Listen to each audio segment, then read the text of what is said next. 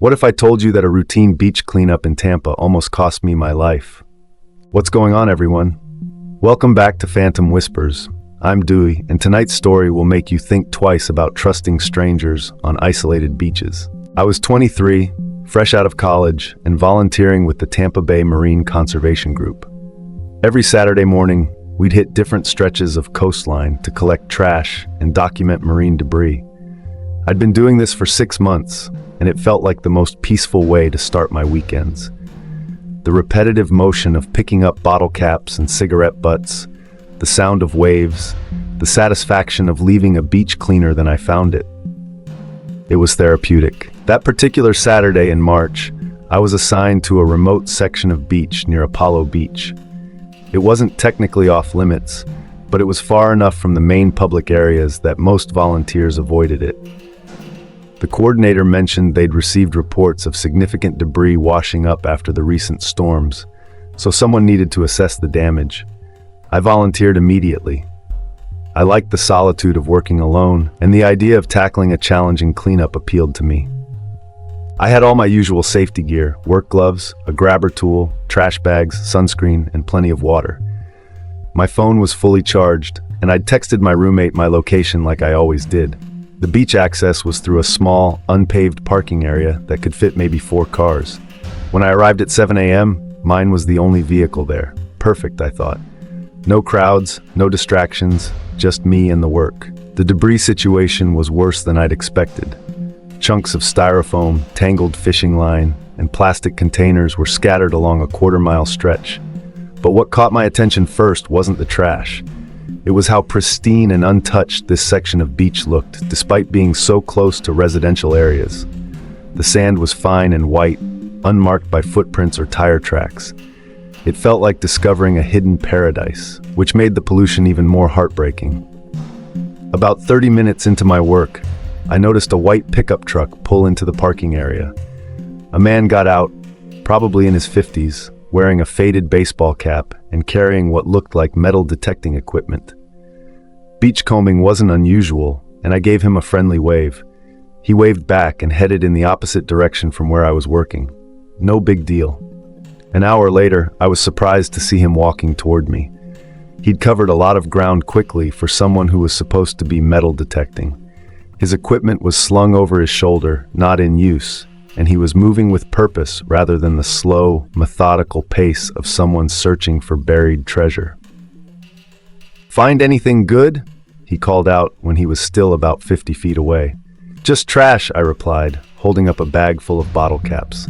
"You having any luck?" He was closer now, maybe 20 feet away, and I could see he wasn't sweating despite the warming morning sun and his brisk walk along the sand. His clothes looked too clean, too fresh. The metal detector he carried looked expensive but unused. No sand or wear marks on it. "You know," he said, stopping about 10 feet from me, "I've been coming to this beach for years, and I've never seen anyone else out here doing cleanup work." Something in his tone made me pause. It wasn't friendly curiosity. It was more like he was testing me, waiting to see how I'd respond. I felt the first flutter of unease but pushed it down. Probably just a local who was protective of his secret spot. "Yeah, it's pretty remote," I said, trying to keep the conversation light. The conservation group usually sticks to the busier beaches, but someone reported a lot of storm debris out here. "Conservation group?" His eyes sharpened with interest. "Which one?" I told him, and he nodded slowly, like he was filing the information away. Then he asked what time I'd arrived, whether anyone else was coming, and how long I planned to stay. The questions came rapid fire, and each one made my stomach tighten a little more. "I should probably head back soon," I lied, glancing at my phone. It was only 9 a.m., and I'd planned to work until at least noon. "No rush," he said and smiled, but the smile didn't reach his eyes. Beautiful morning for it, shame to waste it.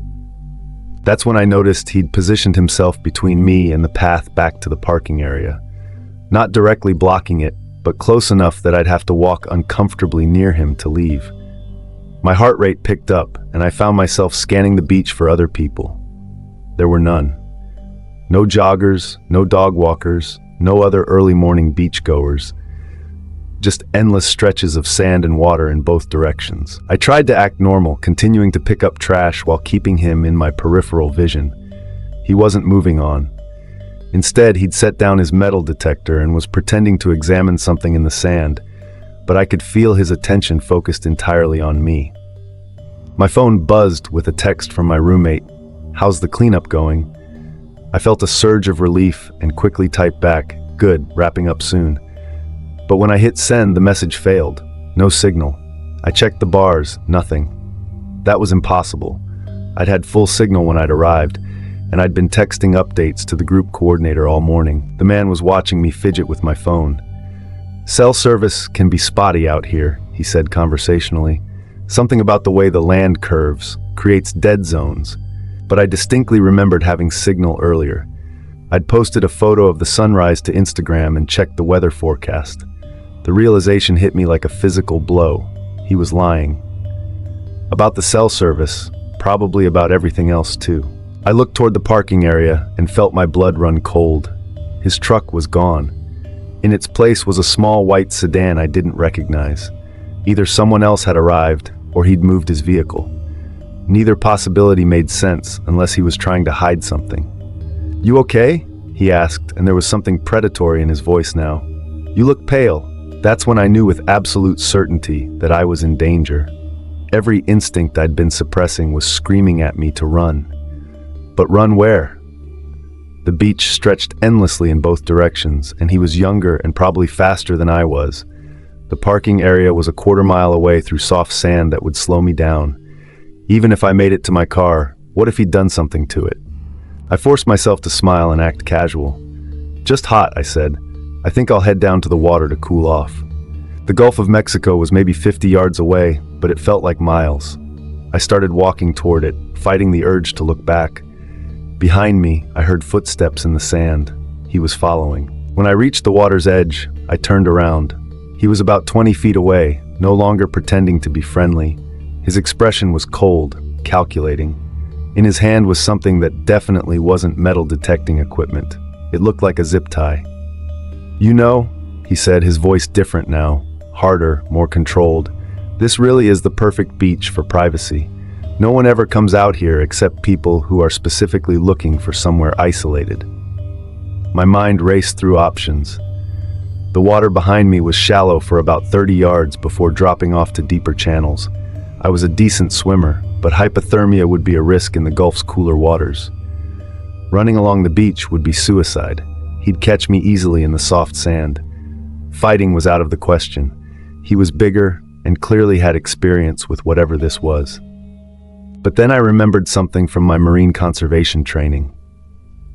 This section of beach was notorious for its rip currents, especially near the rock jetties about 100 yards south. Dangerous for inexperienced swimmers, but I'd grown up swimming in similar conditions. More importantly, the jetties were visible from the main beach access road. If anyone happened to drive by, "I need to tell you something," I said, backing slowly into the water, "about why I'm really here." He took a step closer, interested despite himself. "Yeah? I'm not just a volunteer," I lied desperately. "I'm documenting this beach for a federal environmental impact study. My GPS coordinates and photos are automatically uploaded to a government server every 15 minutes. If I don't check in by 10 a.m., they'll send someone to investigate." It was complete bullshit, but his expression flickered with uncertainty. He glanced at his watch, 9:47 a.m. "You're lying," he said, but I could hear doubt in his voice. "Check my car," I said, still backing deeper into the water. "There's a marine biology research permit on the dashboard and federal monitoring equipment in the trunk. You think I'm out here alone with all that gear and no one tracking my location?" The water was up to my waist now, and I could feel the current trying to pull me parallel to shore. He was standing at the water's edge, clearly uncomfortable about following me in. Maybe he couldn't swim well, or maybe he just hadn't planned for this scenario. "Get out of the water," he said, his voice sharp with command. Instead, I dove under and started swimming hard toward the jetties. The current grabbed me immediately, and I had to fight to stay on course. Behind me, I heard splashing and cursing, but it sounded like he was struggling in the shallow water rather than really pursuing me. The swim to the jetties felt endless, but it was probably only 3 or 4 minutes.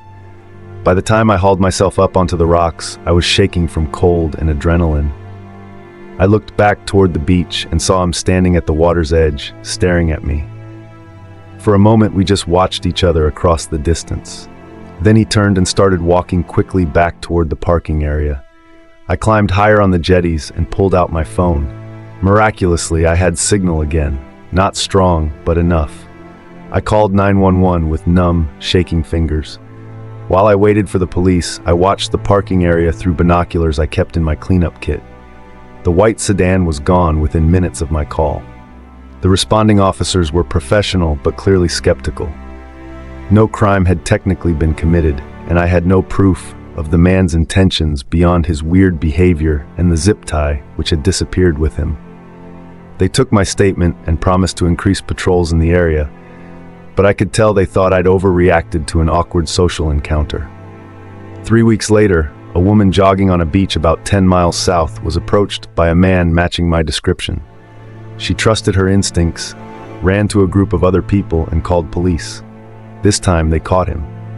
In his car, they found zip ties, rope, a taser, and detailed maps of remote beach access points along the Gulf Coast. He'd been watching isolated areas for months, looking for people who fit a specific profile. Young, alone, physically smaller than him. If there's one thing this nightmare taught me, it's that your gut instinct is the most sophisticated security system you'll ever have. Always trust that uncomfortable feeling when someone's behavior doesn't match the situation. Because normal people don't ask strangers detailed questions about their plans and backup. Always have multiple exit strategies when you're in isolated areas, because predators count on you having only one way out, and they'll position themselves to block it. Always tell someone your exact location and check-in times when you're alone in remote areas. Because the no-cell service excuse is often just that, an excuse.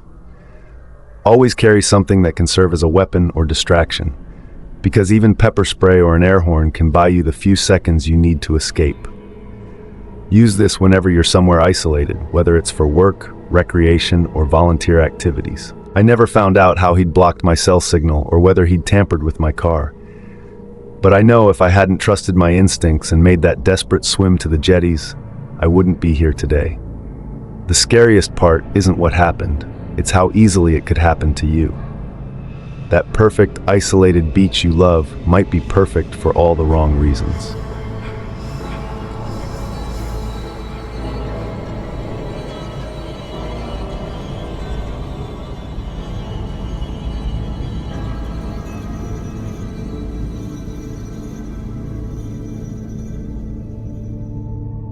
I was 25, living in St. Petersburg, and training for my first marathon.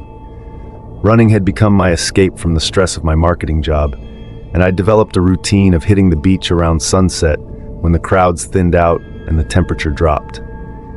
There's something magical about running along the water's edge as the sun disappears behind the horizon. The rhythmic sound of waves, the cool sand beneath your feet, the endless stretch of coastline ahead. It was my meditation, my therapy, my reward after long days staring at spreadsheets. That Tuesday evening in October, I decided to try a new route along a less developed section of Clearwater Beach. I'd driven past this area dozens of times, but never explored it on foot. The main public beaches were getting crowded even in the evenings, and I craved the solitude of an untouched shoreline. This particular stretch was accessible through a small public parking area tucked between two resort properties. It wasn't hidden, exactly, but it was easy to miss unless you knew what you were looking for. I arrived around 6:30 p.m., just as the golden hour was beginning. There were only 2 other cars in the lot, a rental with Illinois plates and an older pickup truck with local tags. Perfect running weather, I thought. The forecast called for clear skies and temperatures in the mid-70s. I'd worn my usual gear, moisture-wicking shorts, running tank, GPS watch, and a small waist pack with my keys, phone, and a water bottle. I always told my girlfriend Emma exactly where I was running and when I expected to be back. Standard safety protocol that had become second nature. The beach was even more beautiful than I'd imagined. Wide, clean sand stretched for what looked like miles in both directions, with only a few scattered shells and seaweed to mark the high tide line. To my left, the developed coastline glittered with resort lights. To my right, the beach curved away into a more natural, undeveloped area dotted with seagrass and small dunes. I chose to head right, toward the wilder section. Something about running in a place that felt untouched by tourism appealed to me that evening. About a mile into my run, I noticed a man fishing from the shore about 100 yards ahead. He was set up with a chair, cooler, and multiple rods, clearly planning to be there for a while. As I got closer, I could see he was probably in his 40s, wearing a faded fishing shirt and cargo shorts. He looked up and waved as I approached, and I returned the gesture with a friendly nod. Just another local enjoying the evening, I figured. Beautiful night for it, he called out as I ran past. Absolutely, I replied, barely slowing down. Great spot you found here. I continued past him, thinking nothing of the encounter. Friendly locals were part of what I loved about Florida's beach culture. But about a quarter-mile further, I decided to turn around. The sun was getting lower, and I wanted to make sure I had enough light for the return trip to my car. As I turned and started heading back, I was surprised to see the fisherman packing up his gear. It seemed early to be calling it quits, especially since he'd been so settled when I passed him 20 minutes earlier. More concerning was that he appeared to be moving in the same direction I was running, toward the parking area. That wouldn't have bothered me, except for one detail. When I glanced back over my shoulder a few minutes later, he was walking unusually fast for someone carrying fishing equipment, and he seemed to be trying to keep pace with my running speed. I told myself I was being paranoid. Maybe he'd forgotten something in his truck, or maybe the fish just weren't biting. But when I looked back again, he had abandoned his gear entirely. The chair, cooler, and fishing rods were sitting in the sand while he continued walking rapidly in my direction, now carrying only what looked like a tackle box.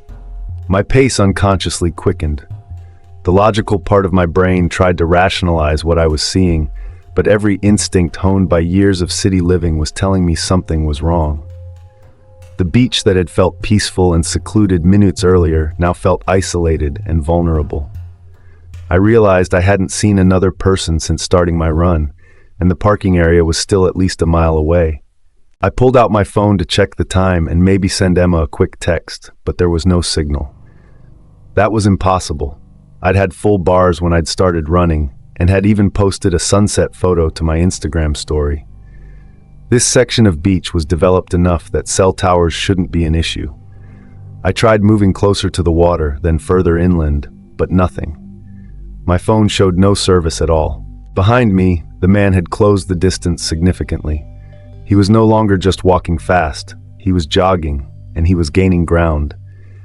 The tackle box in his hand caught the fading sunlight, and I realized it looked oddly heavy for fishing gear. Something about the way he carried it, the purposeful nature of his movement, sent ice through my veins. I abandoned any pretense of a casual training run and started sprinting. The sand that had felt firm under my feet during my leisurely pace now seemed to grab at my shoes, slowing me down with each step. I could hear footsteps behind me, no longer bothering to maintain the illusion of coincidence. He was running now too, and he was faster than I'd expected.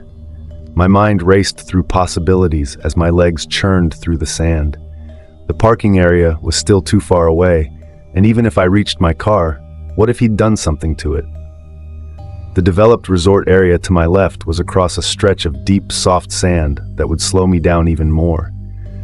The water to my right was an option, but I'd be trading the advantage of speed for the uncertainty of swimming in deepening twilight. That's when I remembered something from my research before choosing this running route.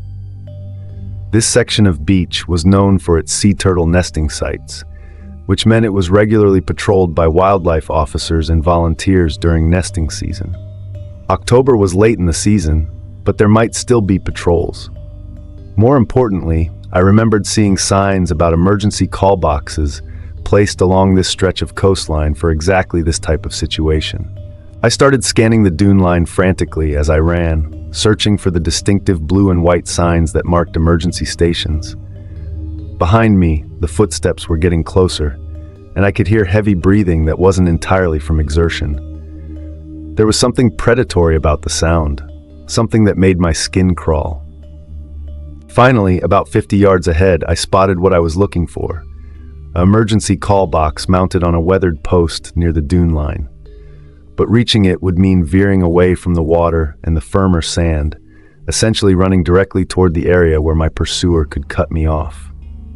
I had to make a decision, and I had to make it fast.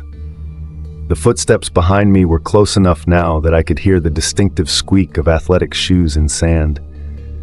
Without looking back, I suddenly cut hard left toward the dunes, praying that my years of interval training would give me the burst of speed I needed. The soft sand immediately grabbed at my feet, but I pushed through it, pumping my arms and driving my knees high like I was running stadium steps. Behind me, I heard a curse and the sound of someone stumbling in the sand. He'd been caught off guard by my sudden direction change, but I could already hear him recovering and adjusting his pursuit. The call box seemed impossibly far away, even though it was only 30 yards. My lungs were burning and my legs felt like lead, but I could see the emergency phone clearly now, a bright red handset in a weatherproof case with instructions posted beside it. 20 yards, 15, 10. I slammed into the post and grabbed the phone, my hands shaking so badly I could barely lift the handset. Behind me, footsteps in the sand were getting closer, but I didn't dare turn around. I pressed the emergency button and heard the most beautiful sound in the world, a dial tone, then a voice. "Emergency services, what's your location?" "Clearwater Beach, turtle nesting area," I gasped into the phone. "I'm being chased by someone. I need help immediately." "Sir, stay on the line. We're dispatching units to your location. Can you describe the person following you?" I finally turned around, expecting to see my pursuer bearing down on me, but he was nowhere in sight. The beach behind me was empty, just wind-rippled sand and gathering darkness. For a moment, I wondered if I'd imagined the entire thing, if the stress and isolation had made me paranoid. But then I saw him, maybe 100 yards away, walking casually back toward where he'd left his fishing gear. The tackle box was gone from his hand, and his posture had completely changed from predatory to relaxed. He moved like someone out for an evening stroll, occasionally bending to examine shells or debris in the sand. The 911 operator kept me on the line until the first patrol car arrived, followed quickly by 2 more units and an EMT. The officers were professional and thorough, but when they approached the man by his fishing gear, he had a perfectly reasonable explanation for everything. He was a local, had been fishing there for years, and was simply packing up for the evening when he noticed a runner in apparent distress. He'd been trying to catch up to offer help when the person suddenly sprinted away. The tackle box I'd seen was nowhere to be found. His story was consistent and believable. Without evidence of actual wrongdoing, there was little the police could do beyond taking statements and promising increased patrols in the area. But 3 days later, I got a call from Detective Martinez with the Pinellas County Sheriff's Office. A woman had been attacked while jogging alone on a beach about 15 miles south. She'd fought off her attacker and provided a description that matched the fisherman I'd encountered. When they arrested him, they found a modified tackle box in his car filled with zip ties, duct tape, and chloroform-soaked rags. Inside his phone, they discovered photos of the exact beach where I'd been running, along with detailed notes about runner traffic patterns and patrol schedules. He'd been hunting for months, posing as a fisherman to scout isolated sections of coastline and identify potential targets. The fishing gear was just camouflage, a way to appear harmless while he studied the habits of people who exercised alone on remote beaches. I hadn't been paranoid. I'd been prey. If there's one thing this nightmare taught me, it's that predators study their hunting grounds just like real hunters do. Always trust that feeling when someone's behavior seems off, even if they have a good cover story. Because real fishermen don't abandon expensive gear to chase after strangers. Always have multiple ways to call for help when you're exercising alone in remote areas. Because predators often know how to block cell signals, but they can't disable hardwired emergency systems. Always vary your routes and timing when you exercise outdoors regularly. Because patterns make you predictable, and predictable makes you vulnerable. Always tell someone your exact route and expected return time, not just your general location. Because "I'm going for a beach run" isn't specific enough to help rescuers find you quickly. Use this whenever you're exercising alone, whether it's running, cycling, or hiking in areas where help might be far away. I never found out exactly how he'd blocked my cell signal or how long he'd been watching that particular section of beach.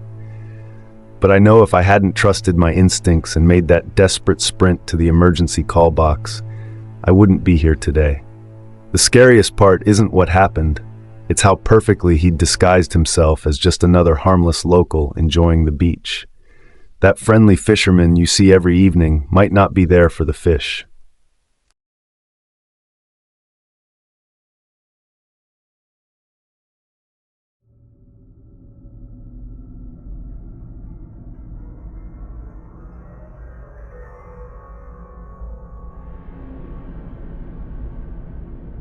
I was 28, living in Miami, and finally had saved enough for the fishing charter I'd been promising my dad for years. He was turning 60 that summer, and deep-sea fishing in the Keys had been on his bucket list since I was a kid. My younger sister Maya had just graduated college, so the three of us decided to make it a family celebration. We'd booked a half-day charter out of Key Largo with Captain Rodriguez, who came highly recommended by the marina and had stellar online reviews. The plan was simple: meet at the dock at 6 a.m., fish until noon, then celebrate Dad's birthday with a seafood lunch using whatever we caught. I'd done my research, read all the safety guidelines, and packed everything the charter company recommended: sunscreen, hats, seasickness medication, and plenty of water. Maya had her camera ready to document Dad's first marlin, and Dad couldn't stop talking about the photos he'd show his coworkers. It felt like the perfect family adventure. That Thursday morning in July started exactly as planned. Captain Rodriguez was waiting at the dock with his 36-foot sport fishing boat, Maria Elena. He was probably in his 50s, weathered from years in the sun, with the kind of confident demeanor you'd expect from someone who'd been running charters for decades. His boat looked well-maintained, equipped with all the safety gear, and his credentials were properly displayed. Everything checked out perfectly. The first few hours were magical. We headed about 12 miles offshore to Rodriguez's secret spot, where the Gulf Stream created perfect conditions for big game fish.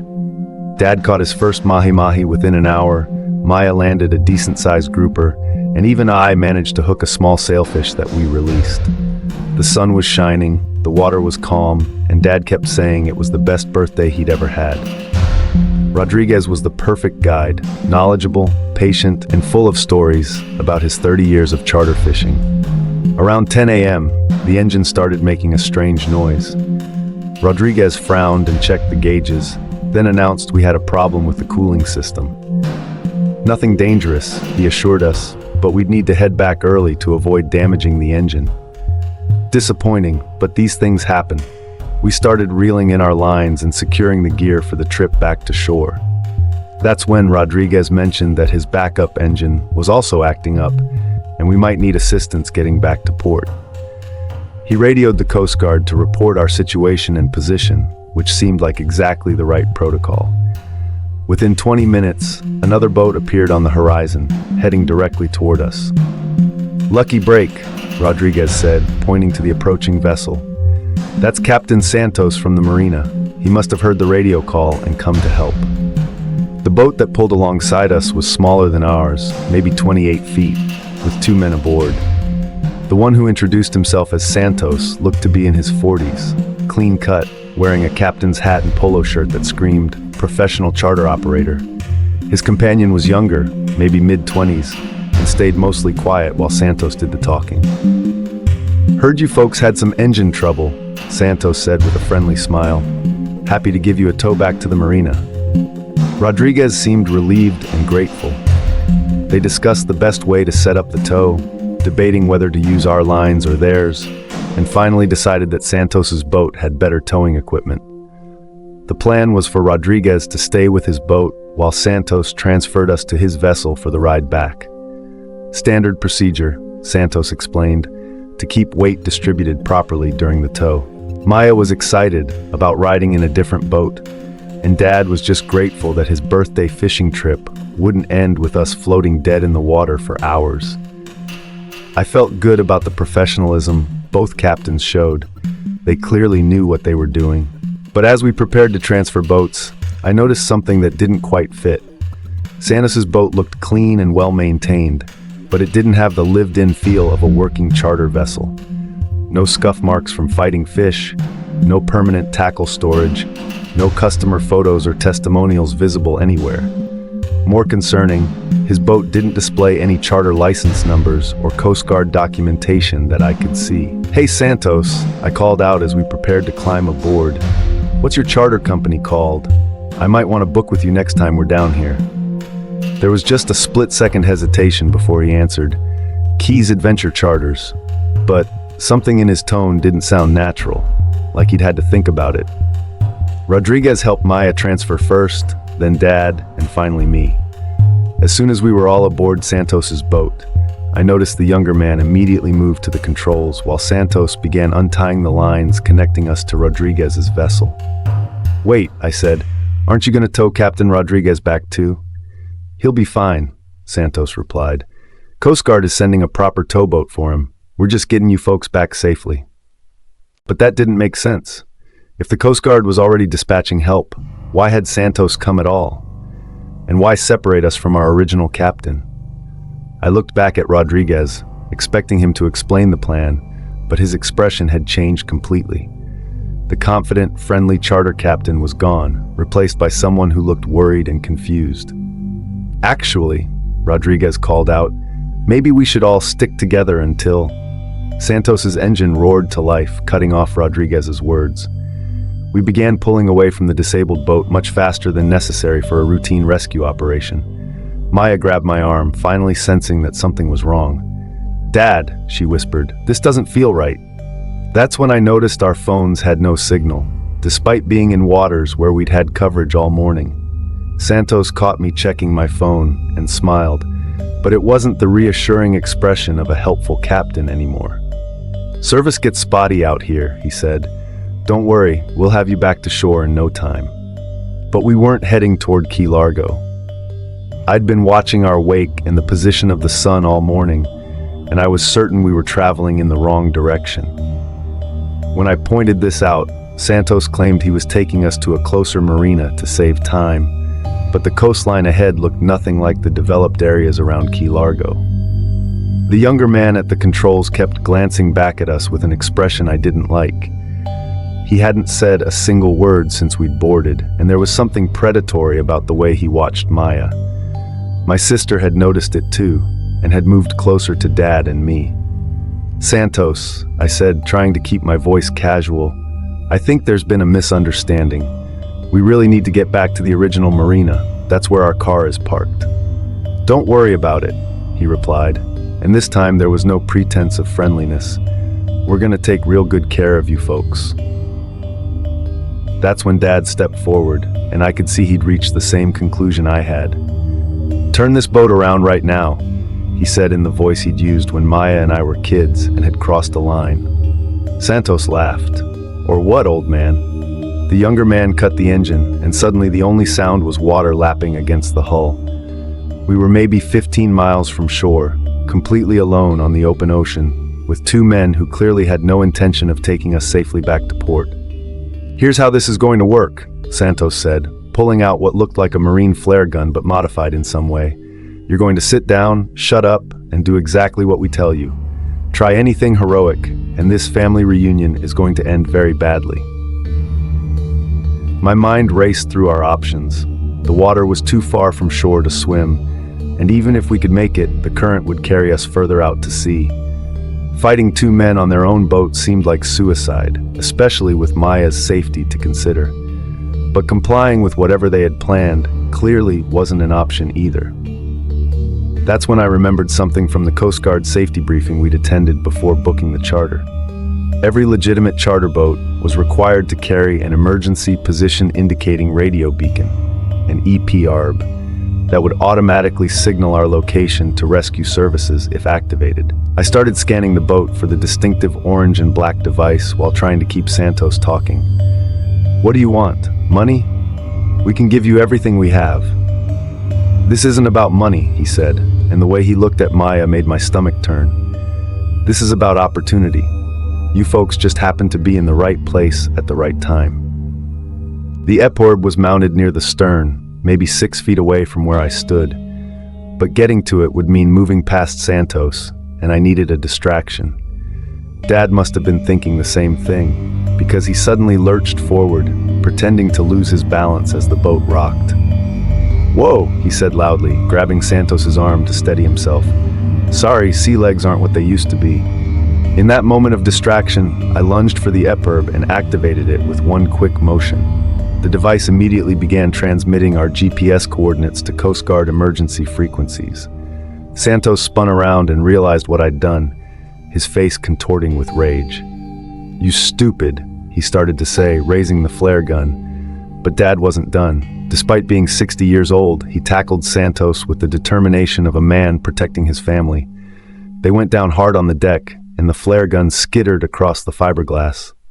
Maya screamed as the younger man abandoned the controls and moved toward the fight. I grabbed the nearest thing I could find, a heavy tackle box, and swung it at his head as hard as I could. He dropped like a stone. The fight with Santos lasted maybe 30 seconds, but it felt like hours. Dad was strong for his age, but Santos was younger and fighting dirty. Just as I thought Santos might overpower my father, we heard the most beautiful sound in the world: helicopter rotors. The Coast Guard had received our EPRB signal and dispatched a rescue helicopter from their base in Islamorada. Santos immediately stopped fighting and put his hands up, knowing that running was pointless with a helicopter overhead and Coast Guard cutters already en route. When the dust settled, we learned that Santos and his partner weren't charter captains at all. They were part of a human trafficking operation that had been targeting tourists and fishing parties for months. They would monitor marine radio frequencies, respond to distress calls before legitimate help could arrive, and disappear with their victims into the maze of uninhabited keys and islands throughout the area. Rodriguez's engine trouble had been real, but his radio call for assistance had been intercepted by the traffickers who saw an opportunity to grab a family of tourists.